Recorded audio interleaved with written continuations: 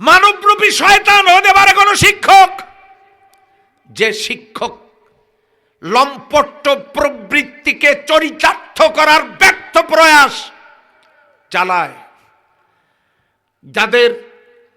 যারা নৈতিকতার প্রশ্নে উত্তীর্ণ হতে পারেন নাই, যে শিক্ষকেরা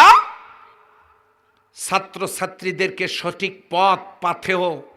দিতে ব্যর্থ, আদর্শ ছাত্র আদর্শ নাগরিক তৈরিতে ভূমিকার পরিবর্তে শিক্ষার পরিবেশকে কলুষিত করেছেন অনৈতিকতা দিয়ে এবং তার লম্পট প্রবৃত্তি দিয়া, যারা শিক্ষার পরিবেশকে নষ্ট করেছেন। এই মানবরূপী শয়তান হতে পারেন কোন পিতামাতা, যারা তাদের সন্তানদেরকে আদর্শ নৈতিকতা প্রশিক্ষণে ব্যর্থ, সন্তানদেরকে সঠিক শিক্ষা না দিয়া সন্তানদেরকে খারাপ কাজ দেখলেও খুশি হয়ে বাহবা দিয়েছে।